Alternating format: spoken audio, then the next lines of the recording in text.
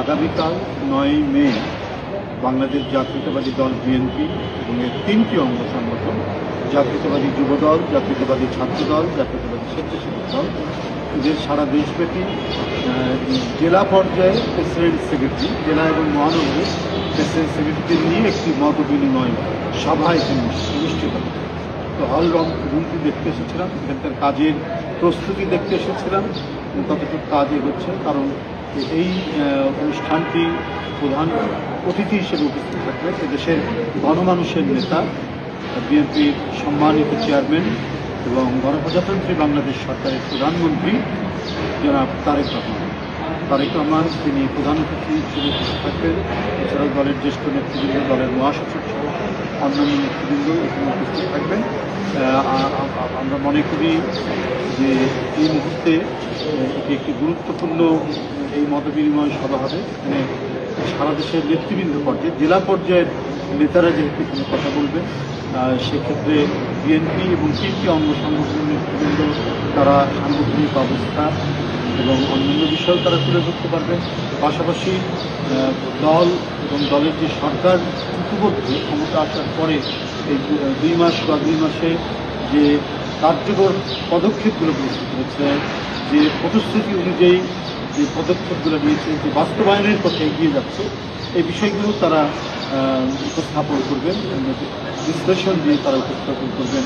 অন্যান্য যারা সংশ্লিষ্ট মন্ত্রী আছেন, দলের নেতৃবৃন্দ আছেন, তারা এই বিষয়গুলো বলবেন, যাতে জেলার নেতৃবৃন্দ এই বিষয়গুলি আরও সুস্পষ্টভাবে হৃদয়ঙ্গম করতে পারে, উপলব্ধি করতে পারে এবং এগুলো তাদের নিজস্ব এলাকায় গিয়ে, জেলাতে গিয়ে তারা নেতাকর্মীদের সাথে এবং জনগণের সামনে সরকারের যে কর্মসূচি, সেই কর্মসূচির যে বাস্তবায়ন হচ্ছে এবং কথার সাথে কাজের যে একটা অভূতপূর্ব সমন্বয় আছে, সেটা তারা তুলে ধরতে পারে। এই উদ্দেশ্যেই আগামীকালের যে মতবিনিময় সভা, সেই মতবিনিময় সভাটি অনুষ্ঠিত হবে।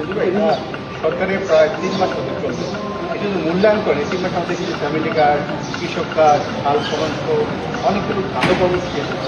অন্যদিকে দেখছি আপনার সরকারের বিরুদ্ধে অনেকে আবার নানান ধরনের কর্মকাণ্ড, আন্দোলন, আবার কেউ কেউ বলছেন ষড়যন্ত্র। পিএম নিজেও বলেছেন যে আসলে এই ভালো কাজগুলোকে আটকে দেওয়ার জন্য ষড়যন্ত্র করা। এই বিষয়ে কী বলছেন? এটা অত্যন্ত সুস্পষ্ট। আমরা তো যে গণতন্ত্রের জন্য লড়াই করেছি 16-17 বছরে, একেবারে জীবন উৎসর্গ করা লড়াই, কত জীবন চলে গেছে, শিশু, বাচ্চা সহ, তরুণ সহ, ছাত্র, শিক্ষক, শ্রমিক।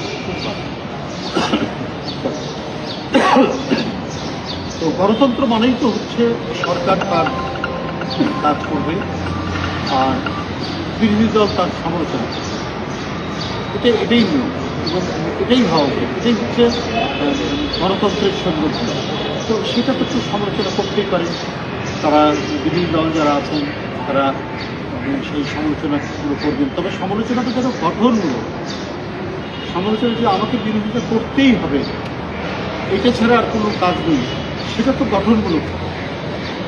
তখনই ষড়যন্ত্রের বিষয়টা আসে যে আমি কোনো কিছুই বুঝি না, কোনো কিছুই মানি না, আমি আমার এজেন্ডাটাই বাস্তবায়ন, তাহলে ওটা পার্ট অফ কনস্পিরেসি। আর ডেমোক্রেসি যদি হয়, আপনি গঠনমূলক সমালোচনা করবেন, সরকারের যে ভুল সেই ভুলগুলো দেখিয়ে দেবেন, এটা তাতে গণতন্ত্র শক্তিশালী হয়, রাষ্ট্র অত্যন্ত ফাংশনাল হয়, কর্মক্ষম হয় এবং রাষ্ট্রটাও অনেক বেশি আর্টিকুলেটেড হয়, এর আর্টিকুলেশনটা বাড়ে এইভাবে যদি চলতে থাকে। এবং পৃথিবীর উন্নত গণতান্ত্রিক যে রাষ্ট্রগুলো, যারা অত্যন্ত শক্তিশালী রাষ্ট্র, সেখানে এই পদ্ধতিটাই বিরোধী।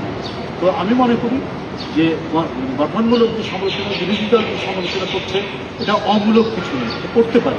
কিন্তু ঘটনা হচ্ছে, যদি আমি উদ্দেশ্যমূলকভাবে সরকারকে বিপদে ফেলার জন্য আমি বিভিন্ন কর্মসূচি নিব এবং ওই কর্মসূচির জন্য অবান্তর মিথ্যা কথা বলে যাবো, সেটা শেখ হাসিনা করতো। মানে ক্ষমতায় থেকে বা ক্ষমতার বাইরেও আমরা যখন দেখেছি, মানে কত মিথ্যা কথা বলেছে, কত কিছু বলেছে। তো সেইটা যদি হয়, তাহলে সেটা হবে ষড়যন্ত্র। আমি বিশ্বাস করি যে বিরোধী দল ওই পথে হাঁটবে, বিরোধী দল একটা গঠনমূলক পথে হাঁটবে, তাতে গণতন্ত্র শক্তিশালী হবে এবং বিরোধী দলের কথা যদি জনগণের কাছে ইতিবাচক মনে হয়, জনগণই হচ্ছে আলটিমেট বিচারক। সামনের যে নির্বাচন, সেই নির্বাচন জনগণ রায় দিবে তারা সঠিক কাজ করেছে, তারা সঠিক কাজ করেনি, সেইটা বিবেচনা করেই তারা রায় দিবে। ধন্যবাদ।